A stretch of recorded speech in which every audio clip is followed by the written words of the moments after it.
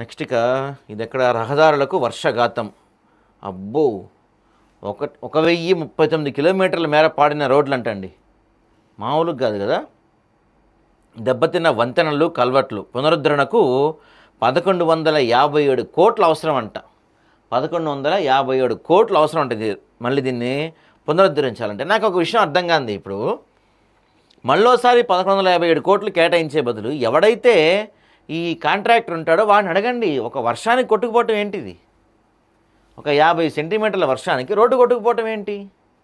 వరదకి road కొట్టుకుపోవటం ఏంటి? బలంగా స్థిరంగా నిలబడేలా కట్టలేరా వాటిని? కట్టాలి కదా మరి. ఇట్లా కొట్టుకుపోయిన ప్రతిసారి మీరు డబ్బులు ఇచ్చుకుంటా పోతే ఇంకేముంది పరిస్థితి? కామారెడ్డి జిల్లాలో 20, మెదక్ జిల్లాలో 18 ప్రాంతాల్లో భారీగా రోడ్లు, వంతెనలు, కల్వర్ట్లు దెబ్బతిన్నాయి. కామారెడ్డి డివిజన్లో 53 ప్రాంతాలు 65 కిలోమీటర్ల మేర రోడ్డు దెబ్బతినగా 27 వంతెనలు, కల్వర్ట్లు పాడయ్యాయి. మెదక్ డివిజన్లో 33 ప్రాంతాల్లో 53 కిలోమీటర్ల మేర రోడ్లు దెబ్బతిన్నాయి. 12 చోట్ల వంతెనలు, కల్వర్ట్లు పాడయ్యాయి. నిజామాబాద్ డివిజన్లో 63 ప్రాంతాల్లో, ఆదిలాబాద్లో 46 ప్రాంతాల రోడ్లు దెబ్బతిన్నాయి. ఉమ్మడి ఖమ్మం జిల్లాలోని సత్తుపల్లి డివిజన్లో 45 ప్రాంతాల్లో 85 కిలోమీటర్ల రోడ్డు దెబ్బతిన్నాయంటండి. ఎక్కడెక్కడ నిలిచిపోయినాయి మొత్తం. పరిస్థితి అత్యంత దారుణంగా ఉంది. ఇక్కడ ఒకసారి రైల్వేస్ పరిస్థితి కూడా ఇంతే ఉందంట. ఇది ట్రాక్ మొత్తం కొట్టుకుపోయిందిగా. కామారెడ్డి జిల్లా తిప్పాపూర్లో రైలు పట్టాల కింద కొట్టుకుపోయిన కంకర, మట్టి. బిక్కనూరు, తల్మడ్ల, అక్కన్నపేట, మెదక్ మధ్య పొంగి పొర్లిన వాగులు. భారీ సంఖ్యలో రైలు రద్దు, ఇతర మార్గాలకు మళ్లింపు రీషెడ్యూల్ చేశారు. 2.5 గంటలు ఆపేశారంటండి రైలు మొత్తం. దక్షిణ మధ్య రైల్వే జీఎం సంజయ్ కుమార్ శ్రీవాస్తవ్ రైలు నిలయం నుంచి పరిస్థితి సమీక్షించారు.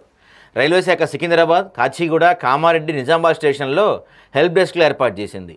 తిరుపతి, నిజామాబాద్, రాయలసీమ ఎక్స్ప్రెస్ సహా పలు రైళ్లు బుధవారం, గురువారం రద్దయ్యాయి. విశాఖపట్నం, నాందేడ్, హుజూర్ సాహిబ్ సూపర్ఫాస్ట్ ఎక్స్ప్రెస్ దీన్ని ట్రైన్ నెంబర్ 2081 అక్కన్పేట దగ్గర నిలిపేశారంటండి. మొత్తం ట్రైన్లని కూడా నిలిపేసిన పరిస్థితి కనపడుతుంది. సో వరదలు అయితే అత్యంత భారీగా చరిత్రలో ఎప్పుడు రానంత వచ్చినాయి. కొంత జాగ్రత్తగా ఉండండి. ఇంకా వరదలు ఇంకా పెరిగే అవకాశం ఉంది, వర్షాలు ఇంకా పెరిగే అవకాశం ఉంది. కాబట్టి ప్రజలు కొంత జాగ్రత్తగా ఉండండి. ఒకసారి మనం వెదర్ రిపోర్ట్ చూద్దాం. తెలంగాణ వెదర్ మ్యాన్ బాలాజీ అని అబ్బాయి బాగా చెప్తాడు. సో 2 అవర్స్ బ్యాక్ ఏం చెప్పారంటే 2 అవర్స్ బ్యాక్ ఏం చెప్పాడు మనోడు, moderate rains ahead in Vikarabad, Sangareddy, Rangareddy, Mahabubnagar, Narayanpet, Wanaparthy, Nagar Kurnool, Gadwal, Bhadradri Kothagudem, Mulugu, Khammam, Suryapet during late afternoon to night. Short heavy spells like a few areas. Hyderabad a spell of short intense rain expected during late afternoon to night. Dry weather till afternoon. అబ్బో మధ్యాహ్నం నుంచి హైదరాబాద్లో వర్షం ఉందంటండోయ్. వరదలు చూసారా ఎట్లా ఉన్నాయో ఒక ప్రాజెక్ట్కి.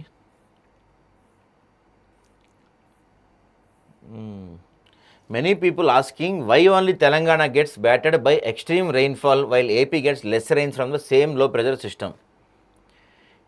It all depends on seasonal characteristics. June to September is the time when winds coverage from southwest, winds coming from interior MH. Due to Somalian jet, therefore, interior regions getting the heaviest rainfall than the coastal regions anta. Once we start moving into late October, November, December, the convergence turns north-easterly with winds coming from sea. Therefore, coastal Andhra from Vizag to Nellore will get massive rains with Telangana getting only leftover showers anta. So అటు కూడా తర్వాత వర్షాలు ఉంటాయని చెప్తున్నారు. ఇవాళ మధ్యాహ్నం నుంచి అయితే హైదరాబాద్లో గట్టిగానే వర్షాలు ఉంటాయని చెప్తున్నారు.